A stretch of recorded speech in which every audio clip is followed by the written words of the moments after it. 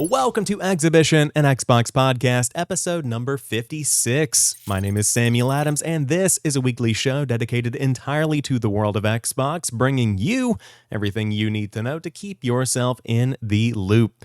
So if you are new to the show and you enjoy what you see or what you hear, hit that subscribe button on YouTube, add the show to your podcast feed of choice, and get it delivered right to you each and every Sunday at 10 a.m. Eastern Time. Now, before we dive into today's show, which is going to be taking a look at some of the announcements from the Xbox Showcase Extended and dig into some more of the big news that we might have kind of glimpsed over the course of the past couple of weeks with all of these Summer Game Fest festivities, I did want to give a special thank you to the team at Project X Talk as well as Playconomics, two different podcasts that had me on last week. We had some fantastic conversations around the Xbox Showcase primarily, but digging into a lot of these announcements and really enjoying and celebrating this show overall. So I'll have both of those most recent episodes linked down below if you would like to go check those out. Fantastic teams on both sides, and again, thank you so much for having me on. I also wanted to give a special welcome to anybody checking out the show for the first time today after seeing me on a podcast last week, or maybe after seeing a TikTok or a YouTube short. However you made your way here, I really do appreciate you being here with me. But that's enough sentimentality for today. Is that a word? I think it is. Either way, let's go ahead and dive into today's top news. Last week's Xbox and Bethesda Game Showcase gave us a pretty comprehensive look at everything coming to Xbox over the course of the next 12 months. Now, needless to say, there will be some surprises, but if you want to see the high-level overview of the biggest announcements, Xhibition episode number 55 is the show for you. But a couple of days later, we saw another event with the Xbox Game Showcase Extended hosted on June the 14th that gave us a deeper dive into some of the biggest announcements from the main show, but on top of that also gave some new smaller announcements time to breathe and some time in the limelight. So I thought that we would start off today's show by digging into a blog on the Xbox Wire that gives you a list of everything announced during the show, or at least the majority of announcements. Now, if you want to see the entire conversation, it's still up on YouTube, Facebook, wherever you might get your videos, but everything started off with the Texas Chainsaw Massacre. This is a new game that is an asymmetrical horror game coming out to consoles and PC, and it is going to be coming to Game Pass on day one. This, to me, is pretty much Dead by Daylight with a Texas Chainsaw Massacre skin on it. It's fine to me, and we see this trend of asymmetrical horror games really continuing to be prevalent in 2022. Like I said, Dead by Daylight was a big one. Friday the 13th, the game, was a big one a couple of years ago. But on top of that, recently we've seen the launch of the Evil Dead game, and we also have Ghostbusters coming out that's going to take this similar kind of approach. So I do think that this game being on Game Pass gives it a chance. And I think back to Back 4 Blood, which of course launched in 2021. It was a solid experience, but I don't think it really was the Left 4 Dead modernization that anybody really had hoped that it would be. But with that game being on Game Pass, it had a chance. And I think it made a splash, at least for a couple of weeks. Now, did it have a long tail on it? No. Are people still talking about it and playing it actively on Twitch in a big way? Or is it still a big part of the community conversation? No. Unfortunately, it is not. But it certainly reached more people, and it had a community on day one because it was on Game Pass. That's the kind of situation I see with the Texas Chainsaw Massacre, because where the Evil Dead will also die out likely in a couple of weeks if it hasn't already, the Texas Chainsaw Massacre will come, it'll be on Game Pass, people will dive in, and at least you'll have those people on day one that are ready and waiting to play the game, where they might be a little hesitant to drop between 30 and 40 bucks, or it could be a full-priced game, I haven't checked, but this immediately takes out that barrier to entry, and you immediately just have people ready and waiting to play on day one. So glad to see that's happening. But on top of that, we also have Valheim coming to PC Game Pass later this year, and it's launching on Xbox into Game Pass on day one in 2023.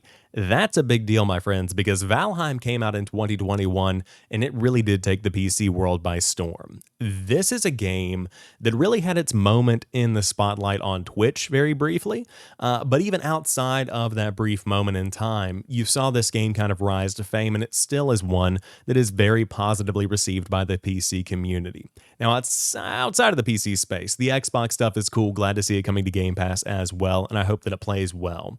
But when it comes to the PC Game Pass inclusion, I think that's what's interesting about this specific story because, as I said last week, you see Microsoft shifting their approach for PC Game Pass by taking the Xbox branding out of it and associating it directly with PC gaming rather than Xbox gaming on PC.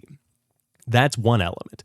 But then you have partnerships that are really bringing experiences to players on PC that they really do already want to have or that they are already having. So, like with the Riot Games partnership, that immediately gets your Valorant players, your League players. That's a pretty big part of the PC gaming community, and you make a splash in that way. Now, Valheim coming to PC Game Pass, I think, is a similar kind of situation. I said this on Project X Talk earlier this week, but Vampire Survivors, yeah, it's a small $5 game, but it is a big game in the indie space on PC. So to see them making these kind of moves, I think is a fantastic example of how Microsoft is catering Game Pass to fit the needs of people on each individual platform.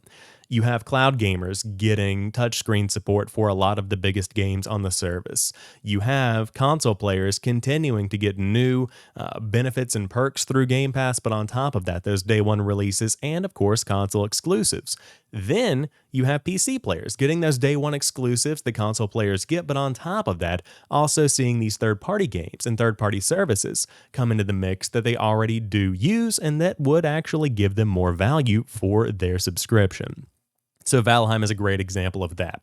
Of course, we talked about the Microsoft Flight Simulator updates, and on top of that, a couple of new vehicles are making their way into the game. We also saw the Pelican inclusion in Microsoft Flight Simulator from the Halo franchise. Cool stuff there. I'm not going to touch on it too much now, but there are plenty of new points of interest, new 3D cities to explore, plenty of good news there for the Aviator fans there.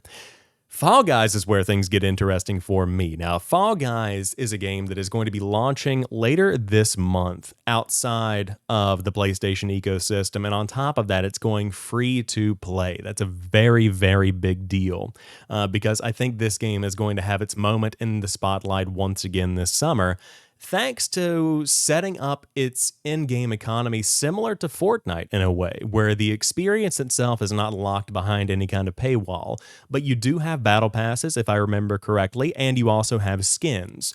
Both of those are very appealing to me because of the fact that there is a Master Chief skin in Fall Guys now that personally caters to everything that I want from a Jelly Bean Battle Royale game. I want to waddle around as Master Chief in this bean world and try and earn crowns. This is something that I am absolutely diving into, and there is also an in-game event coming with the Spartan Showdown from June 30th to July 4th in Fall Guys after it launches later this month. You can grab some goods, you can customize your wardrobe, plenty of cool opportunities to dig into the game there, so really nice to see that all happening there. But that's pretty much everything the blog really touches on, and I think that this was a smaller show overall. The necessity of it could be discussed, but this, again, is an event that is designed around that hardcore community, those deeply ingrained Xbox fans that want more conversations around their favorite games. Outside of what was shown off during the Xbox Game Showcase Extended, let's look back on this week's events and just confront the fact that we did not see any Fable, did not see any Avowed, and did not see any Halo Infinite. Now, there is more to be said about what was not there, but those three experiences left me wanting more. Because now we have 2 years with a very diverse slate of announcements, both of which have games that are still pending when it comes to release dates. We have timeframes for a lot of things now, but we do not have games in hand. And so, Avowed and Fable, I think those are further out, and I think that what Xbox might be setting up here is this kind of staggered approach, similar to Call of Duty development in a way, where you might have these games shown off in 2021, then you have these games shown off in 2022. The 2021 games come out in 2023, hypothetically, and then the 2022 games come out in 2024. It's a staggered kind of announcement, release, announcement, release. That's something that could happen, but I will say, turning towards Halo Infinite, there needs to be some kind of Halo event later this summer, because that game, while it's not in the same tier for Battlefield 2042 as me, we need more information on what is coming as far as campaign expansions, as far as what is coming in Season 3, because as it stands right now, we still have 2 new maps since this game launched, and on top of that, we have some new game modes that have come and made a pretty big splash, but the content is still lacking overall. I have stopped playing Halo Infinite after many, many months and hundreds of hours of playing the game. I have turned my attention towards Diablo, playing that a little bit co-op and just kind of exploring Game Pass. But Infinite is starting to lose my attention. So I would love to be able to see what is planned for this world, what is coming for campaign expansions. I mean, the first anniversary of the game is going to be here before we know it. What all is planned? That's kind of what I would love to see later on this summer. And TBD if that will indeed be the case. We've talked before about how Joe Staten has hinted at the fact that some legacy maps could be returning, so that could be something that's a bit of a summer secret, still slated for release in a couple of weeks, but I don't want to get my hopes up too high yet, because that is completely and totally just speculation, and roadmaps could change, so we will just have to wait and see on that one. Overall, looking back at the week, like I said, I have my qualms around the lack of updates on existing games that we know are coming out and that are in development. But as a whole, I think this is a great 12-month lineup. I think that this gives players plenty to look forward to. I love the third-party integrations into Game Pass. I think that Microsoft is getting ready to make an even bigger splash in the PC gaming space. No complaints from me outside of the lack of updates on existing projects like State of Decay 2, Avowed, Fable, Halo Infinite, which is out there in the wild. I would love to have even just seen a quick little glimpse at something in the same way we saw the Forza Horizon 5 Hot Wheels announcement. Give me something like that. But enough complaining from me. Like I said, I rate this entire show an 8 out of 10. The Xbox Game Showcase Extended, gonna bump that one down to like a 6. That was a meeting that could have been an email, but ultimately, that's what we had for game announcements and news earlier this week. Over the past couple of weeks, we have been talking a lot about the Xbox and Bethesda Game Showcase, but unfortunately, I have left Capcom out in the cold. I have not discussed any of the big Capcom news outside of Street Fighter 6 making its way to Xbox, which is, again, in episode number 55, but in short, phenomenal news to see the fighting game back on the platform. What we haven't discussed is the Resident Evil news, which we got more of this week anyway, and Dragon's Dogma, which is getting a sequel after 10 years. So starting off with the Resident Evil news, not only do we have Resident Evil Village DLC on the way for this October, we also have Resident Evil 4 Remake, which has been officially confirmed and is on the way.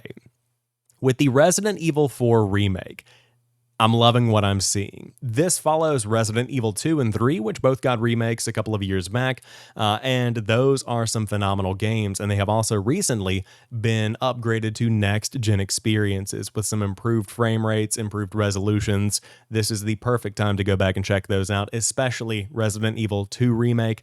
I think looking back, I might have even been more keen on Resident Evil 3 just because it felt much more colorful and alive. But again, Resident Evil isn't really supposed to be about being alive now, is it? However, the Resident Evil news is great because we see Resident Evil 4, which is kind of a mixed reception entry, or an entry in the franchise that got mixed reception, get not only a new coat of paint through an entire remake, but also some slight modernizations.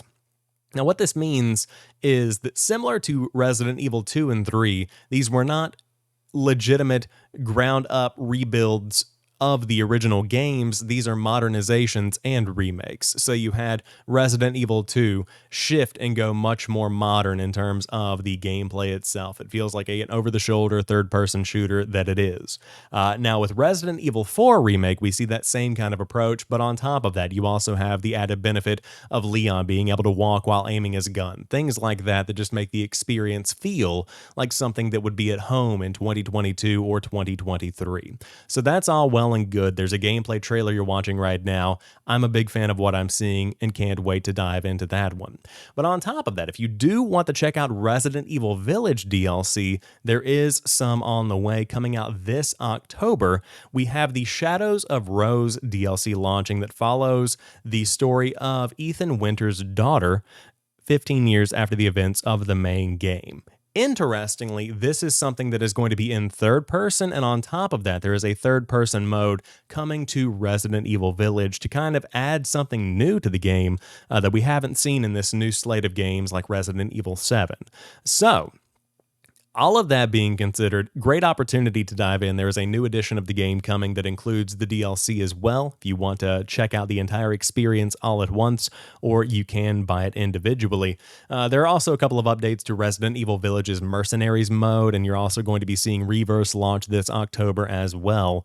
But October looks like a fantastic month because the DLC is launching on October the 28th on top of all of these quality of life improvements and the third-person mode as well. So we will see more. There's a trailer that you're looking at right now, but exciting times to be a horror fan. Because not only do you have Resident Evil Village DLC on the way, you also have a remake of Resident Evil 4 confirmed, and the Callisto Protocol coming out later this year, Dead Space remake coming out soon, you have Scorn, which looks disgusting and scary. It's a great time to be a fan of scary games. But in addition to this, if you want to take a look back, as I mentioned earlier, Resident Evil 2 and 3 are both getting next-gen upgrades out now. On top of that, 7 is also getting those next-gen quality of life improvements. So fantastic stuff there, and I think that is a great lineup for this October, specifically when the game launches with Reverse, which is the multiplayer game as well. Lots of big updates for Resident Evil fans coming down the pike. Capcom said, whoa, whoa, whoa, we are not stopping there. Resident Evil is good. Street Fighter 6 is great. We are giving the people what they want, and that is Dragon's Dogma 2. Now, for those that don't know, this is an action RPG, and I actually have not played the first Dragon's Dogma. This is a game that was released back in 2012. It was then re-released with some new content and the next-gen upgrade, of course, in 2016 for the PS4 and the Xbox One, and then we also saw it come to the Switch in 2019. Now, Dragon's Dogma 2 is being built from the ground up in the RE engine, so it's probably a bit off from now, but it is nice to see that this cult classic is getting some love, and it's one that I'm planning to jump back into because it is on sale for $4.50 on Xbox right now.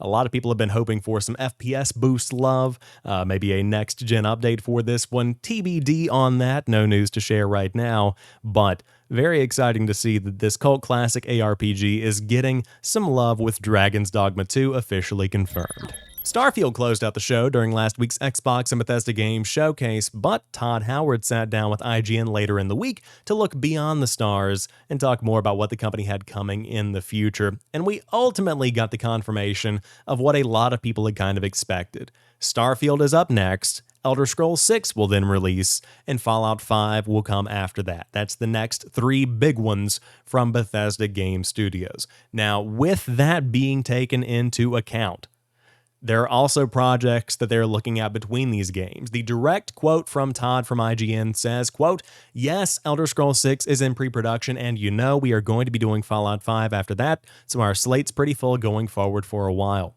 We have some other projects that we look at from time to time as well. He continues, Fallout's really part of our DNA here.